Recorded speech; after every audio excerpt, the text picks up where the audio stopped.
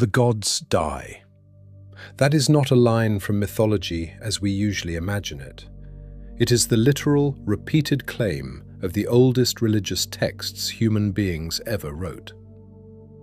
Long before the eternal, deathless God most of us picture, the first civilization to keep written records described gods who could be killed, gods who grew tired, gods who bled and aged and ended.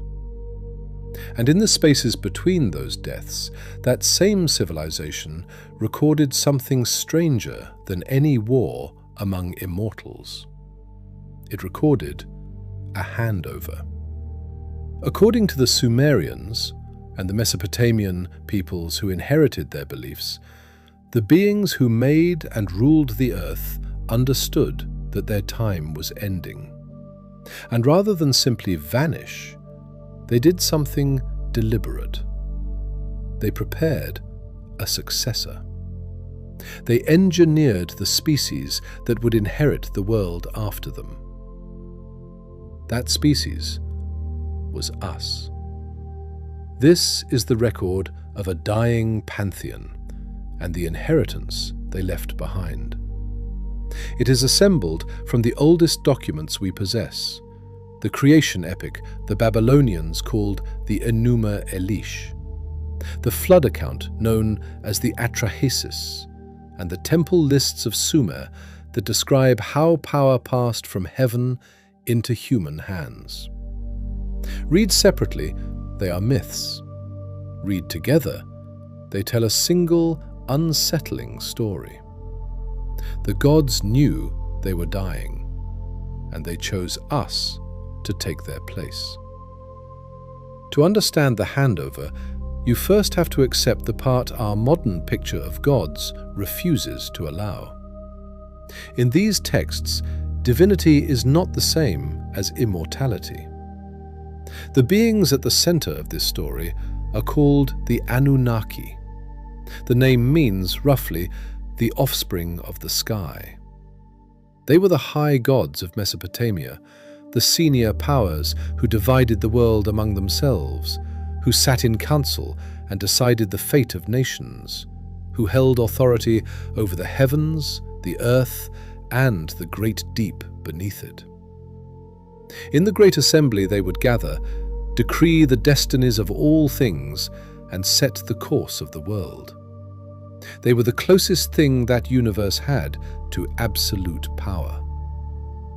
And yet the same texts that call them the deciders of fate show them frightened, aging, bleeding, and dying.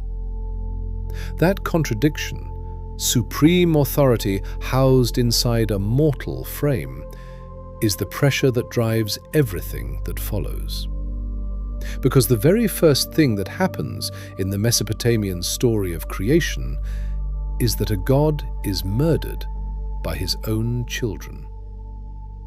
Before the earth existed, before humanity, before order itself, there were only two primordial beings: the fresh water the Babylonians called Apsu, and the salt sea they called Tiamat, mingled together in the dark. And from them, generation after generation of younger gods was born.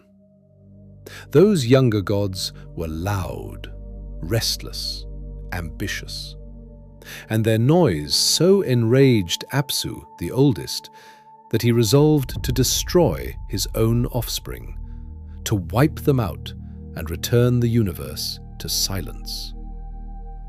He did not succeed.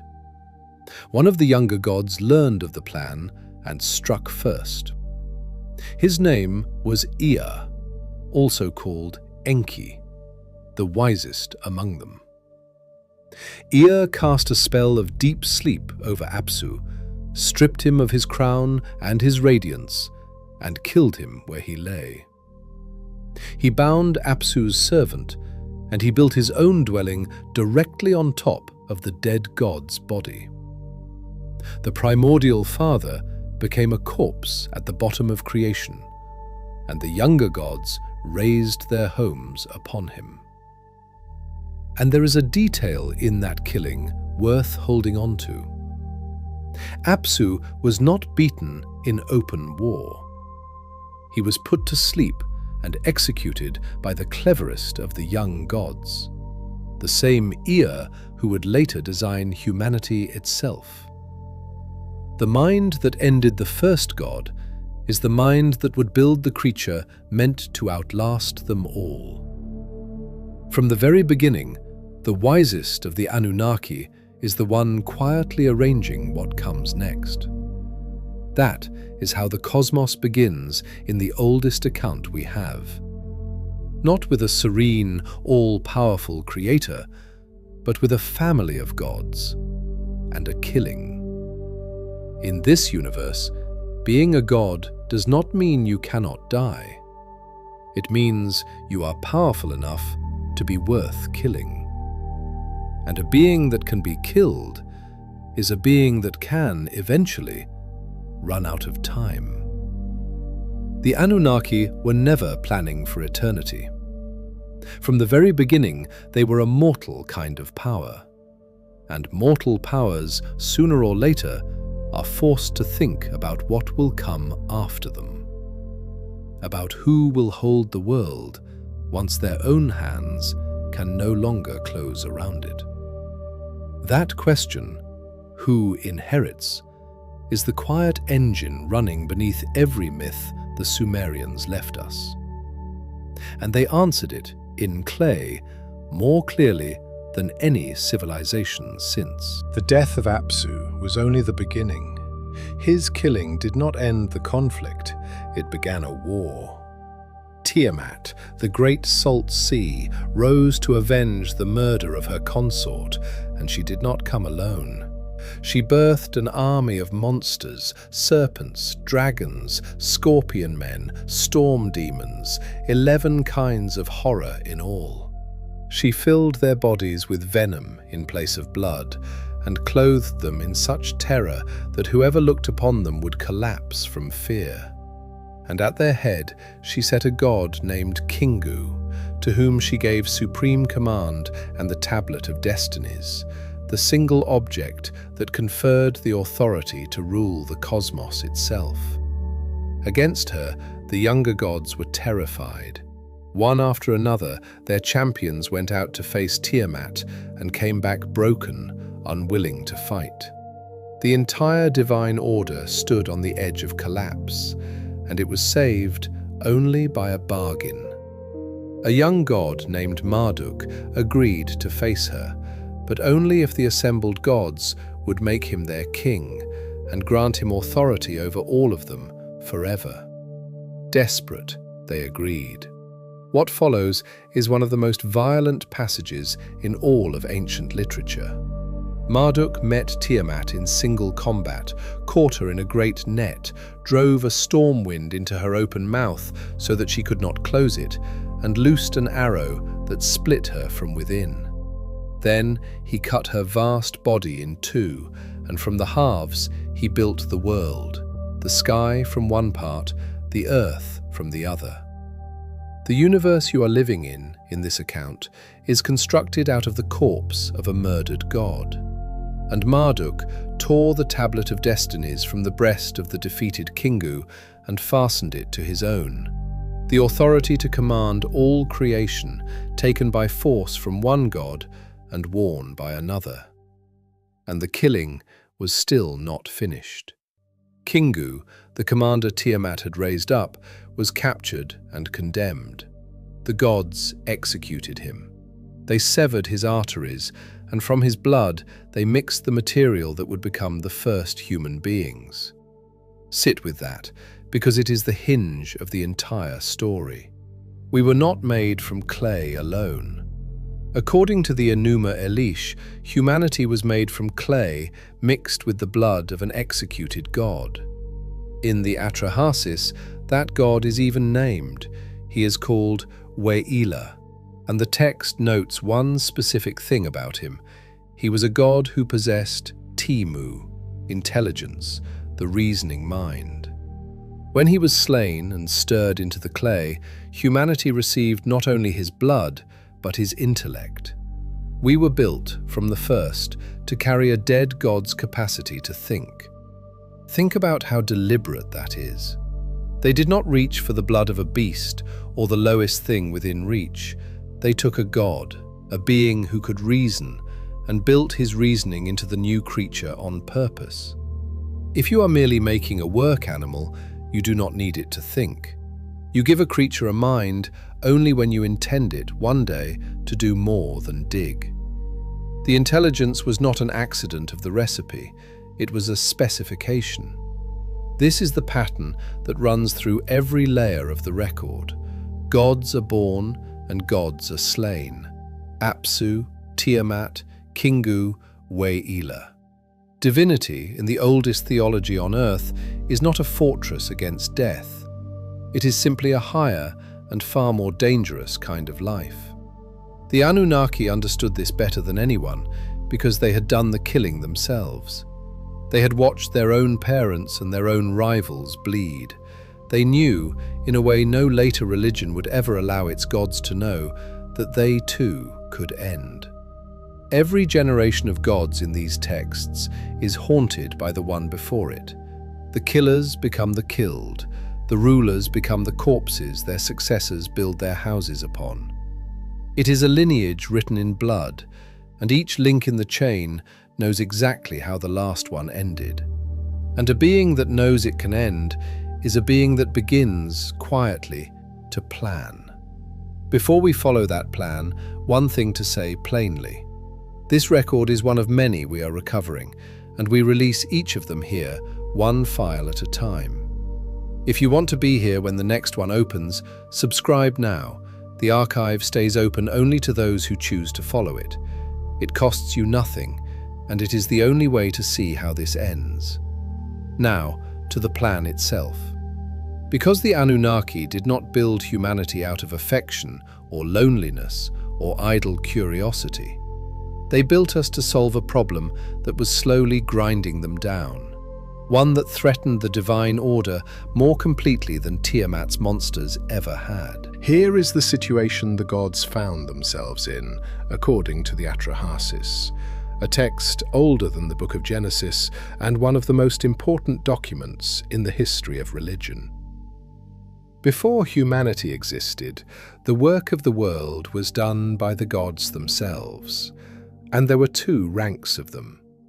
The senior gods, the Anunnaki, who ruled and gave the orders, and a class of lesser working gods, the Igigi, who did the actual labor, who dug the rivers, who cut the canals, who hauled the earth, and maintained the entire physical machinery of the world. For long ages, the text says, the Igigi carried this burden. They hollowed out the beds of the great rivers, the Tigris and the Euphrates. They piled up the mountains. Night and day they carried the loaded baskets, and the endless years of it broke something in them. The text lingers on the misery in a way ancient writing rarely does. The groaning, the blaming of one another, the crushing weight of the baskets, the digging that never ended. This was not dignified, divine labor. It was drudgery, the grinding physical maintenance of an entire world, carried on the backs of beings who had expected to be worshipped, not worked to exhaustion. Let me pause the record for a moment and hold the shape of what we already have. A pantheon that is not immortal, that kills its own and can itself be killed. A world literally built from the body of a dead god. A first humanity mixed from the blood of another. And now, beneath the ruling powers, an exhausted underclass of gods, bent under a workload they can no longer bear. This is not a portrait of a serene, eternal heaven. It is a portrait of a system running down. That is the context for everything that comes next. Because the Igigi broke. One night, according to the text, the working gods reached their limit. They cried out through the watches of the darkness.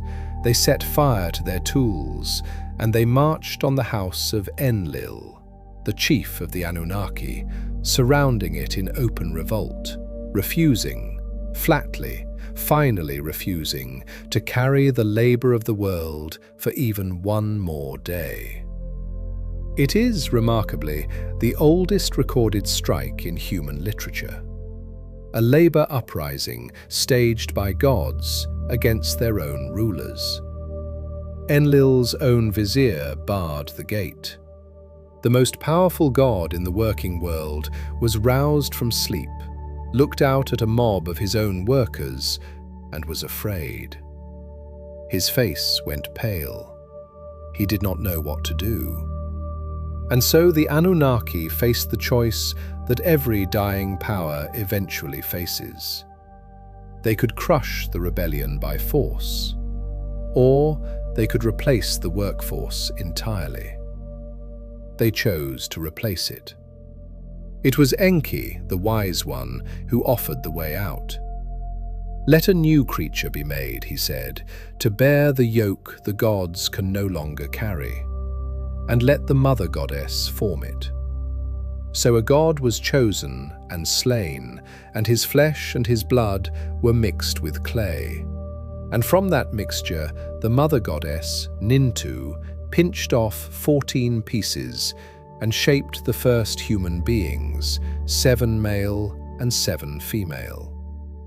The workforce was replaced, the strike was ended, and the gods, for the first time since the world began, were free of the labor of the world.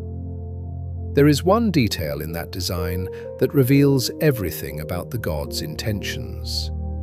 The new creature was made mortal on purpose.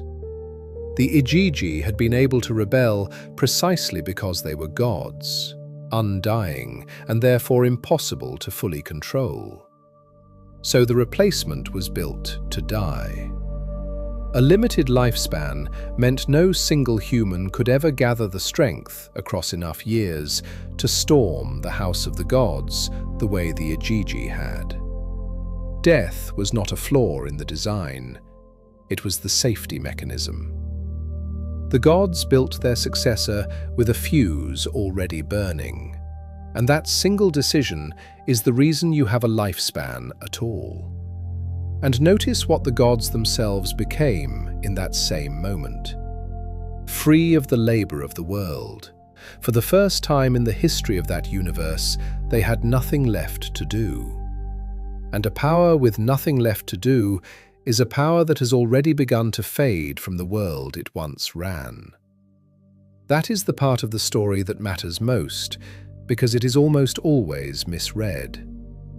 We are usually told it means humanity was created to be a slave. And on the surface, that is what the text says. We were made to bear the gods' toil. But look closely at what actually happened as a result. The moment humanity took up the labor of the world, the gods stopped doing it. The work of maintaining the earth passed permanently out of divine hands and into human ones, and it never once went back. That is not merely slavery, that is the first transfer. The very first thing the dying gods handed down to their chosen successors was the running of the world itself. The labor was only the first thing they transferred.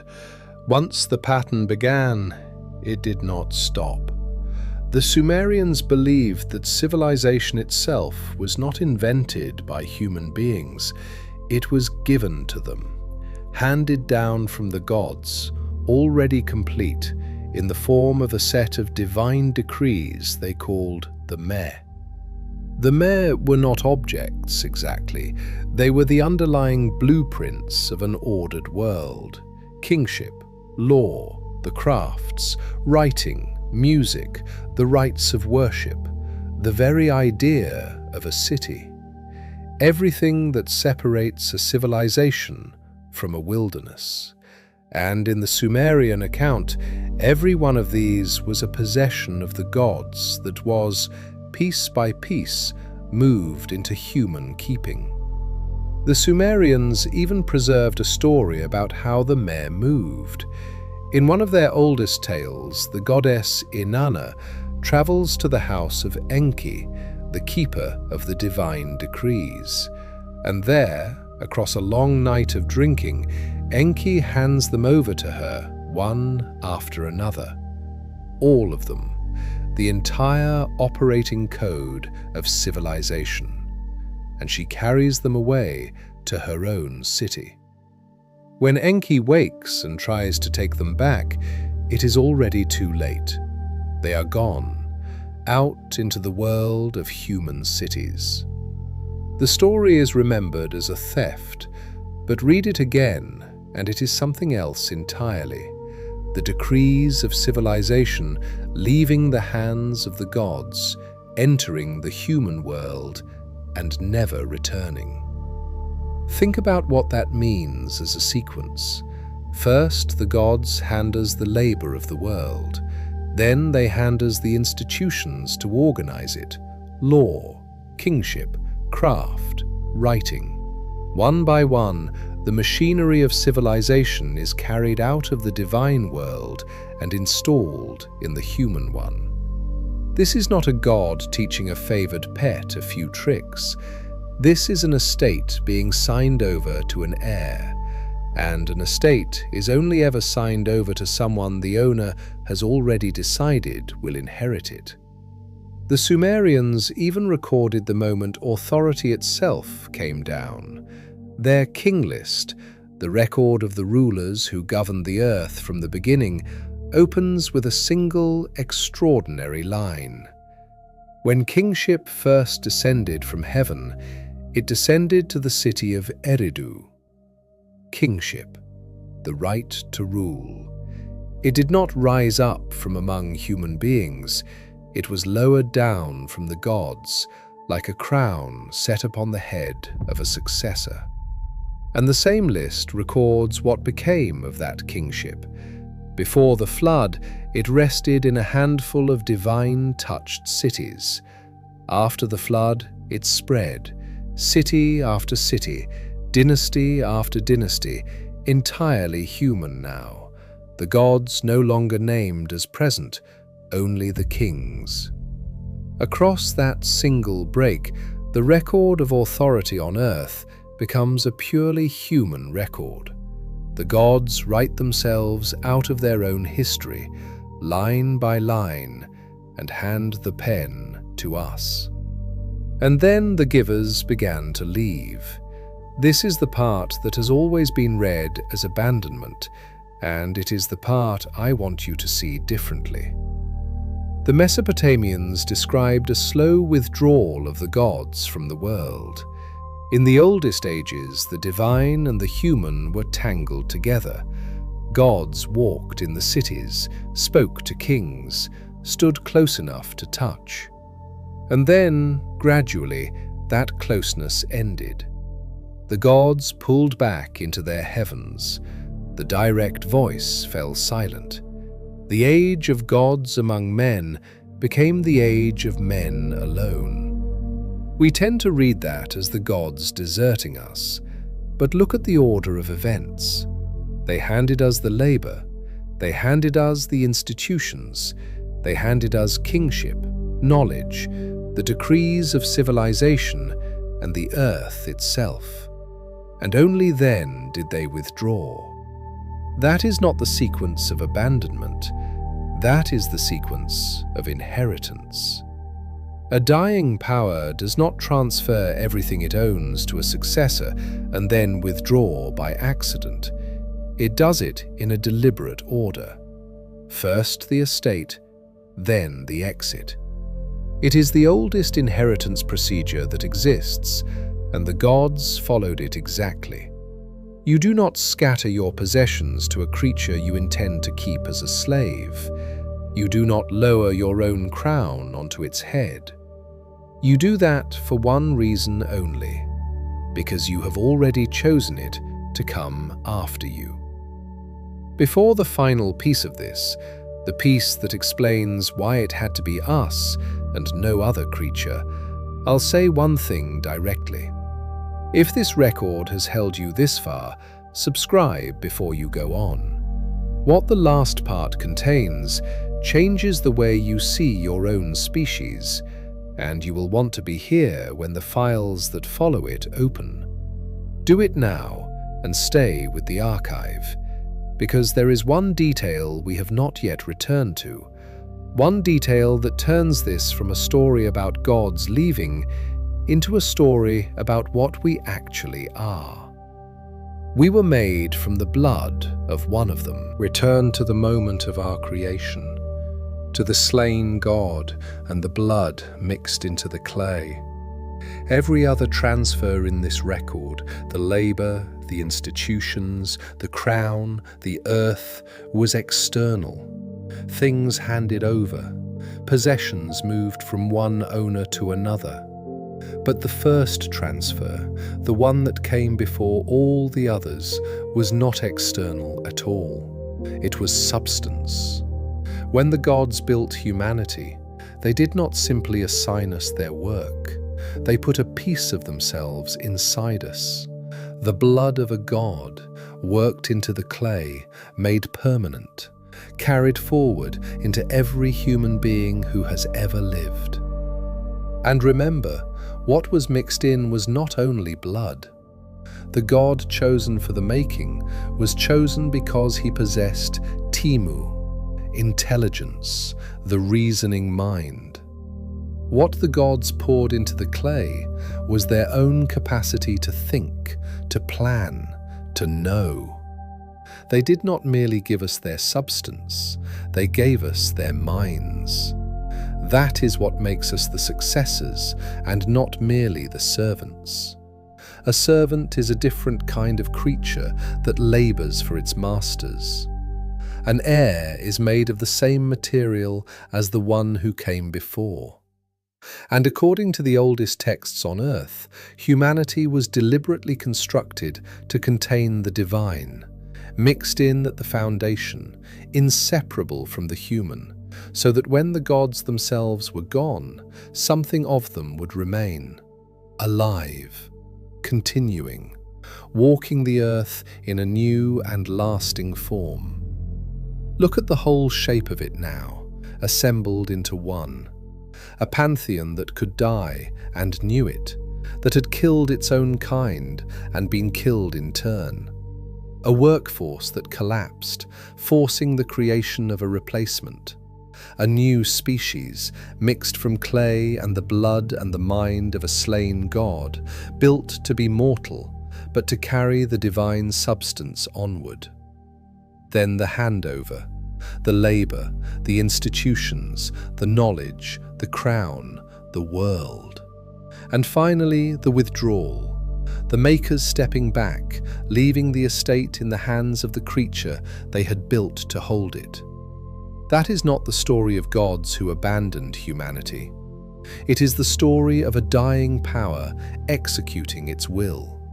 They knew they were ending, so they made a vessel that would not end when they did. They poured what they were into it, taught it to run the world, handed it the crown, and then, deliberately, let go. And the vessel was you. Not humanity in the abstract, you. The being taking in the meaning of these words right now carries, according to the oldest record our species ever wrote, the mixed-in substance of a god who died before history began, and stands at the end of the longest inheritance ever described.